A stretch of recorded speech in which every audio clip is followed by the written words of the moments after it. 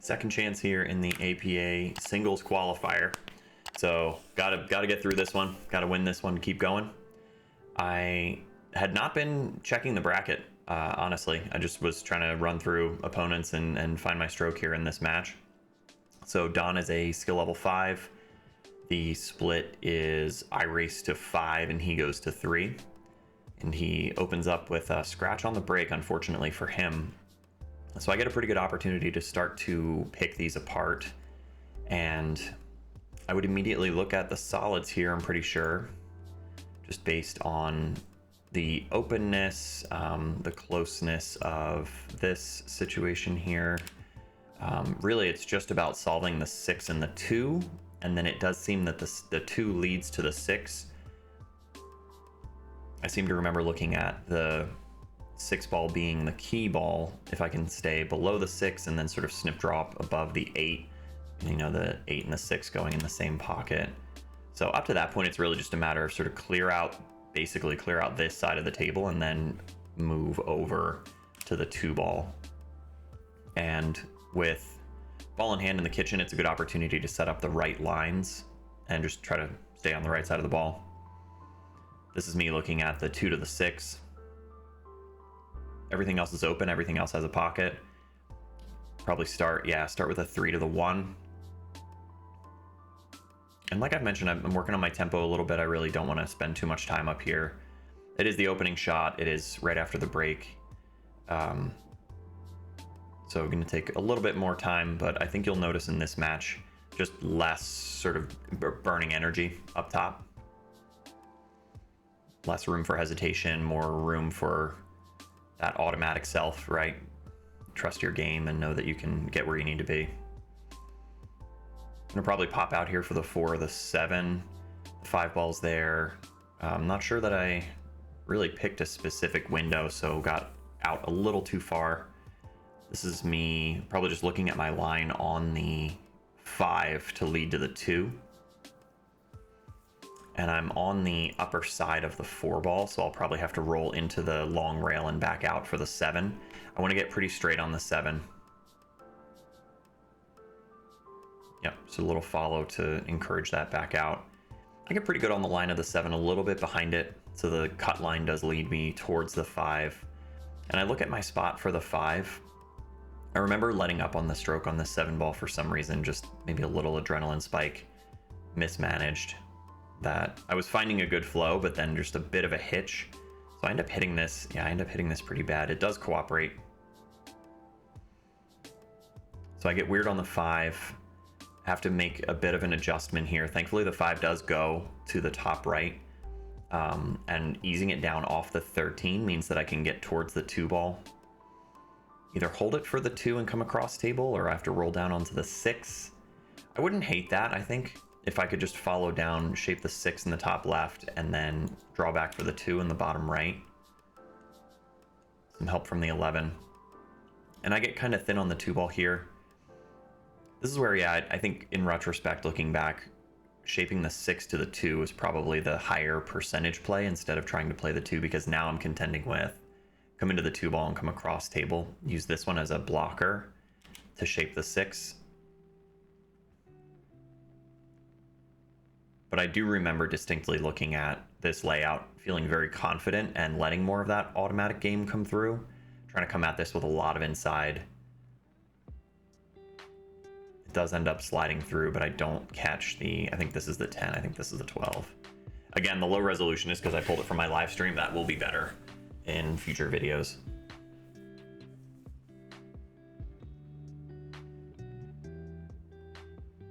Now I have to kick at the 6. I don't have a window between the 14 and the 12, or the 14 and the 10 to get at it. So I have to come around and sort of spin at the 6. Or I can get between them, but it's not right on the 6, so I have to kick at it. And just don't dig into it enough. Don't get enough spin going. So we get our first look at Don, our first real look at Don after scratching on the break. I remember Don feeling, or at least, you know, the way he seemed at the table was sort of a little kind of out of it, a little dejected. I don't really know Don. I hadn't played with him before, I don't believe. But going into it, he seemed he seemed okay, but as the match went on, I remember him just kind of seeming like he was ready to go home. So that never helps. Kind of thing that might have entered into my game before, like earlier in my pool career, so to speak, but that really doesn't enter in so much when I'm at the table. He gets a little funny right off the bat, not really an angle to work with on the 11, so he's got to drift out and accept the 15. He's got to think about the pocket for this ball, so I guess he's going 14-15. That's a good shot running up the rail there. This ball can go in the side. And then, 9 ball in the corner, 13 is your key ball. Could be the out. Ends up nudging the 8, comes away with options. So this ball goes, he can shoot this. Maybe a little intimidating though from down table. And sort of hard to see the line on this, potentially. There's a safe option, I'm pretty sure. He might be able to get full at the 9 and leave me behind, blocked with the 13.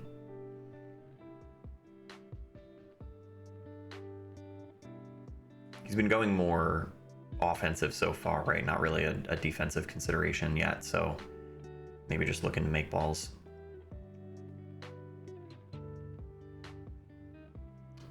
Gonna wait for the racking behind him. I think in this case, you kind of have to take this guy, right? Because it's blocked otherwise. You take that and you either stun out and across to drop onto the 13. If you roll up, it'd be hard to get good shape unless you stay behind the 13, like in here.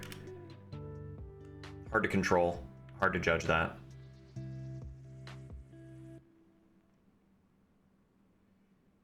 The 13 ball's not a terrible shot, but again, it's this guy not really having great options later.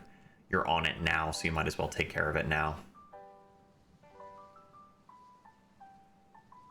All right, racking's over with. Let's see how Don's feeling.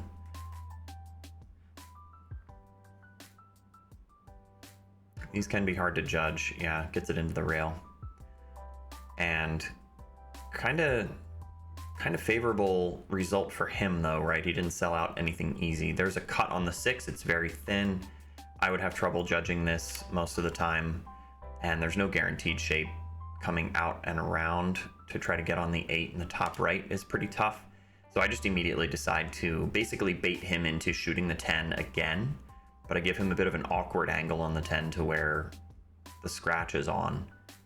I remember seeing a good option here and then feeling pretty good about the way that it worked out. I don't want to give him an option on the 13. I really want to sort of bottleneck him into playing the 10, which also clears out the 8 ball. So it's sort of a 2-for-1, and then happy bonus if he goes into the side.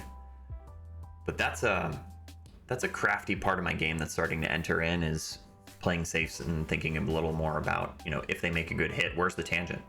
Where does the cue ball end up going after that? It can be very satisfying to see that pay off. Taking the bait. He's going to attack this 10 ball. Side pocket's pretty big here. Yeah, gulp. So we get that little payout. Little return on the investment. There's so many ways to go from the 6 to the 8. It really doesn't matter here.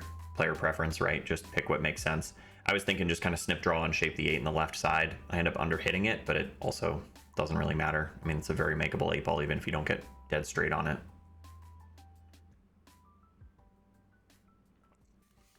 And in fact, I think I would almost prefer to have a bit of a shot on the 8 so that I'm not relaxing too much and taking it for granted that I still have to sight it in. I still have to aim the cut angle. That ends up working in my favor.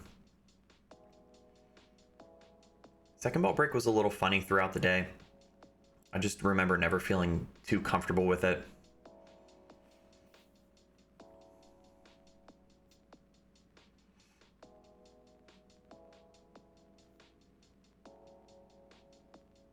Opening shot for the stripes is touchy. I have to sort of rifle this 14, just kind of slide that down the rail. It's very straight. They're both on the rail, about equal distance off the rail, I seem to remember. But a clean stop shot on this puts me right on the 15.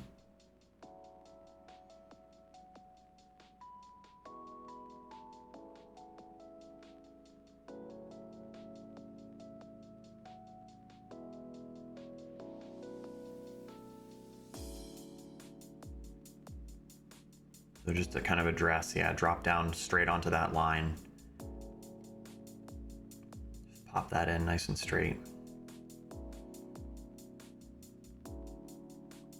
Options on the 15, you can kind of force follow this through. You can try to stun off, and cue ball's on the rail, right? So it's not too comfortable, but I know that I have to get out to the center of the table basically as usual to open up some options. This is the 12 down here, the 8's right here, so I want to think about my key ball after another shot or two, or maybe I'm already thinking about it. I might be looking at the 12 as the key ball, which shapes the 8 in the left side or the top left corner or the top right corner. There's lots of options, so I just need to clear out the cluster down here. This is the 9 ball, so I have to figure that out at some point too. So I decided to put some pace into this, roll the dice a little bit, and knowing that I'm either getting out past the 10, coming up above the 9 and the 10, or rolling into the 10, and I get fortunate here with a nudge on the 10 that shapes it for the left, for the right side.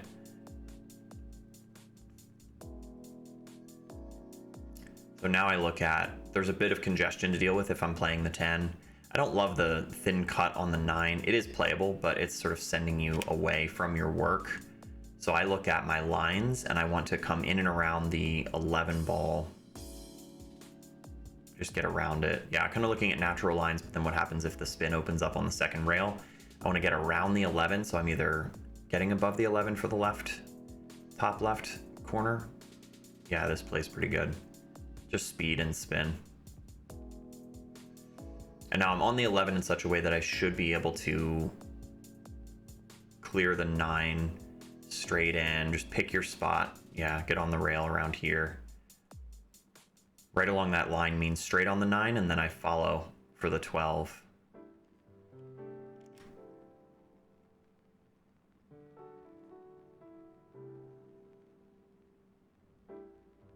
Pulled it out a little bit too much, but it's still workable. Almost lost my line though, right? Just getting close to getting above the 9 to where the cue ball's being sent away from the 12. And I remember that being a function of just distraction, that I wasn't totally focused. I was letting like this situation down here come into my mind. So I had to recenter, refocus, kind of integrate whatever I was noticing about that situation and then just get back to my game. So I make a good recovery in that way. I want to get close-ish to the long rail so that I have an angle to work with on the 12. Like I said, even if I had gotten straight on the 12, a stop shot on the 12 would shape the 8 in the top right. It's a bit more of an intimidating shot, but I should be able to stun out off the left long rail and either come out enough to get the 8 in the left side or just the top left. It's plenty. Yeah, you're always going to give yourself an option there. This was a funny situation because after I made that shot, Don said out loud, "Nice run." Like before I'd even marked the pocket for my 8 ball. And I don't know if that was like a genuine compliment, and he didn't mean it as like a sharking thing, but I could certainly see some players attempting to, and I'm going to scratch after a break and run. Some players, I feel like, would definitely throw that out there as a sharking move. I don't think he did, in fairness, but also just it's another example of something in the room that I had to integrate, because it just like spikes into your awareness and it's like, all right, sure, let me digest that, thanks, just like say thank you and move on. Just like do your work. I like the decision for stripes here. I feel like I'd be tempted to want to get down and deal with this guy next. Kind of got into it a little too full. Not sure. Maybe he just didn't like the side pocket for that. And playing the 15 in the top right corner. Tricky decision there. I'm not really sure if he was just trying to stay down here for the 14.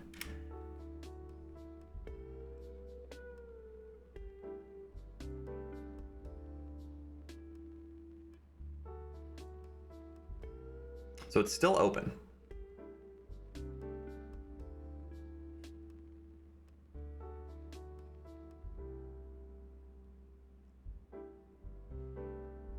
Solids aren't terrible. The 3 ball goes in the top left. I'm on the 7. It's really just dealing with this. So maybe getting from the 7 to... I don't think I can dig into them right now to break them up, but I seem like I'm looking at the 182 to open that up, which is ambitious. I'm up 2-0, sure, but I mean, there's a lot that can go wrong with the 3-ball combo. I think I overrolled this too. I would rather be straight on the 1, the entry line from the 1 to the 8. So I have a bit of a back cut on the 1. There's a lot that can go wrong between the 1 and the 8, and then between the 8 and the 2, and between the 2 and the pocket. It's, you know, obviously that we all know how difficult the combos can be. It, you know, it missed into the long rail, not by a ton. And I get fortunate here to come away with a bit of a blocker with the 14 and the 10 now being hampered by the 2. The 15 is in a tough spot as well. So immediately just, you know, staying in that more aggressive mode is paying off. It's keeping me on my tempo. It's keeping me feeling good. It's keeping me, you know, feeling like I have control of the match. It's a good play. It's come out and off that one. Gets above the 13. He's above the 9. He does have to start to think about the 10, 14, 15. Maybe gets down here for the 14 and tries to claim the pocket. This could work. The 14 might play off the 2. The 14 might even play clean. If it does, cue ball's going into the 1, it might get a little messy. He ends up going a little too full into the 2.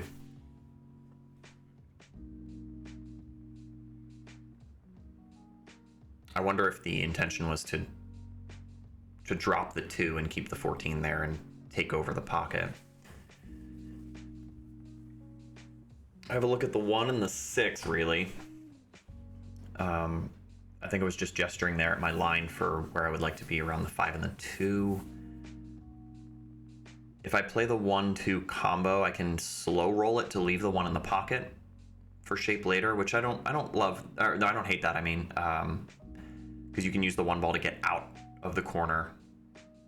If I use some pace, then I'm coming out towards the center of the table, rolling the dice a little bit with where the 1 ball ends up.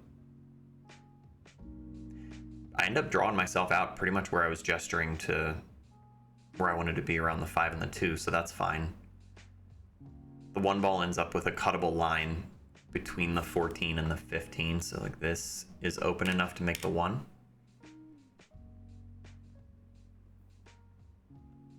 Okay, so I'm looking at slow rolling the 2 and landing in the window here along the 3 ball below the 3 to where I make the 3 and it sends me back up table for the 5 and the 6. Touchy, but I know that I've got the 6 ball to back me up if something goes wrong. But easiest run out here is really to take care of the 3 early. Land pretty much on my line on the right side of the 3. Just have to pick a spot for either the 5 or the 6. I think I like coming across. Yeah, so I'm looking at if I get straight on the 5, then that drops me on the 1. So I want to come across for the 6 first and then find a way to get straight on the 5. That played pretty good. I should be able to just draw back. I'm looking at my spot. Yeah, so if I get tight on the 5, I'm looking at right here.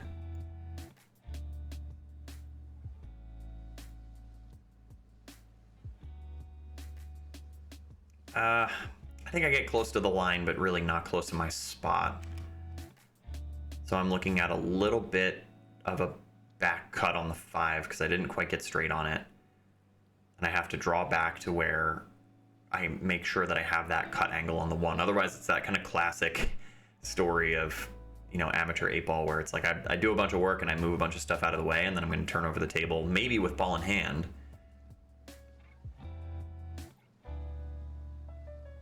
But not today, guys. I'm going to draw back more, accepting a bit more of a shot on the 1, but guaranteeing that I have a look at it. I'm not going to turn this table over. And I end up with a cut on the 1 that actually rolls me right onto the 8. So I give it just enough pace to sort of nudge off the 8, and the 8 ends up containing the momentum of the cue ball.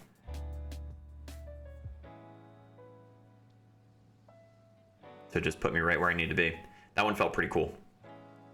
I remember feeling pretty good about that judgment and it working out the way that I expected. So that puts me up to 3. I gotta control my cue ball a little bit here on the break. Get kicked around. It was better control instead of losing the cue ball down table. I came into the pack and it was coming back up, so probably a little too much spin, if anything.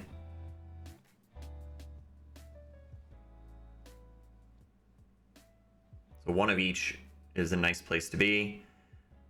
I don't love the 3 and the 1. I would immediately look at that to avoid. I'm on the stripes, so I feel like, yeah, I'll look at my spot for the 9. The 9 goes in the top left. I'm on the 13 to the 12 to the 10. Looks like a good thing to clear up early on. And if I end up above the 10, then I've got an angle to come out and around to get to the center of the table.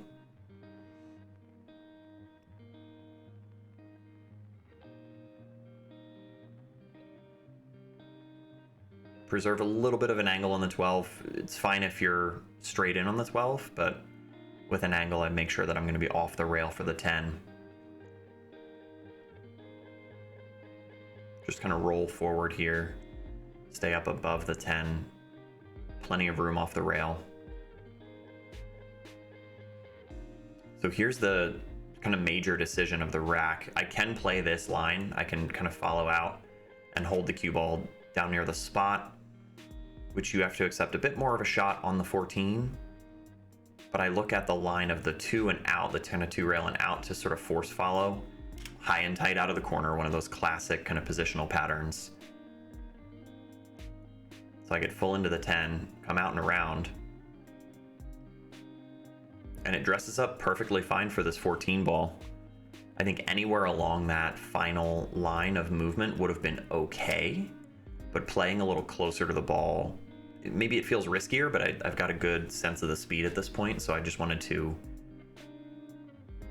make the ball easier, you know, make this initial shot easier on the 14, and then I just slide across. Playing double shape here to where I'll have a good option on the 9 or the 15. I think in this case, I figure since I'm already on the 9, I don't have to do the work of getting from the 15 to the 9 again. Take the 9 and then use the 15 and just slide out. Confidence there. Instead of trying to hold it off the 9, I just stun off. I just feel like I know it's going to go. And here again, the 8 goes in the top left, but I think I'd rather play to the big window for the 8 in the left side. Stun across for that. Or just like slide, wasn't even a stun, just sort of slid off it. Real natural shape. Smooth stroke. Good tempo. Mechanics are really coming through. So that's the second break and run of the set. Puts me up on the hill. Good second ball break. But here it is again. After a break and run, so twice in this set, after a break and run, I've scratched. First time I lost the cue ball. This time I didn't lose the cue ball, I got kicked in, but it's funny how that works. Don's got to be feeling it at this point, guys.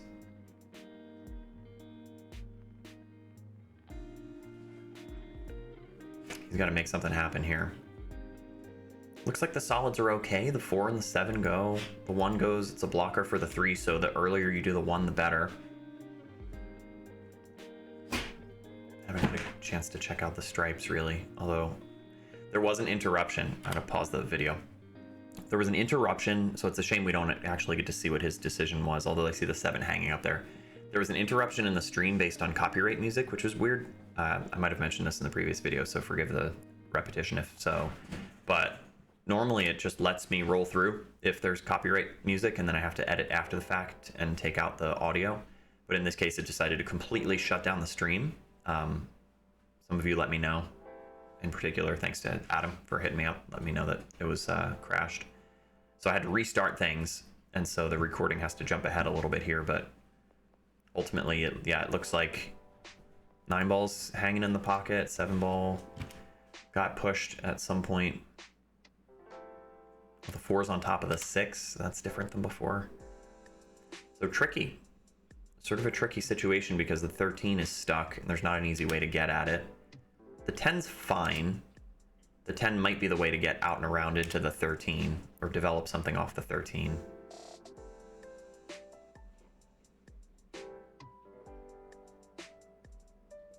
So it looks like I'm going to go from the 9 to the 11 and then use the 14 to get back down table, maybe onto the 10. Or if I'm feeling spicy, I'm looking pretty spicy, I might try to slide off the 14, like draw off it, and get onto the right side of the 13, if not into the 7.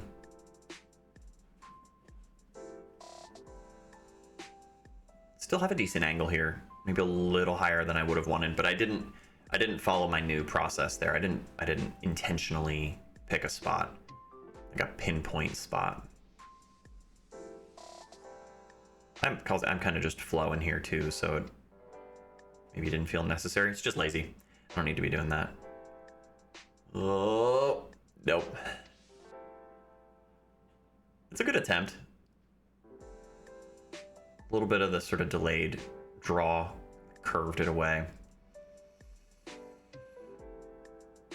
I don't know that the 13 will reverse back to the bottom right, and then you're not guaranteed shape on the 10. So I'll probably just, yeah, I'm just gonna make the 7.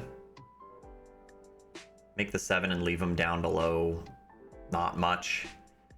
He'll have to just like resafe basically, but I think I put him right on the rail, so it's hard to shoot a stop shot. If he hammers into the 1 ball, if he can manage a stop shot, then he should keep me blocked if he can keep the cue ball down here. Oh, he's going a high ball, it's gonna roll out. Oh, it took kind of weird off the rail too. Maybe just frustration there. I'm not sure what the intention was. If it was like a hit and hope kind of thing. I think I'm pretty good on the 13, just stay above the 10. And then kind of cut back for the 8, same pocket as the 13. I got a little prissy about my shape there. I think this is fine. You're okay. You still have the proper angle. You're on the right side of the 10. I'm getting very particular about the sort of pinpoint position thing, but I haven't really integrated that, so I don't think it's fair for me to give myself that much of a hard time about it.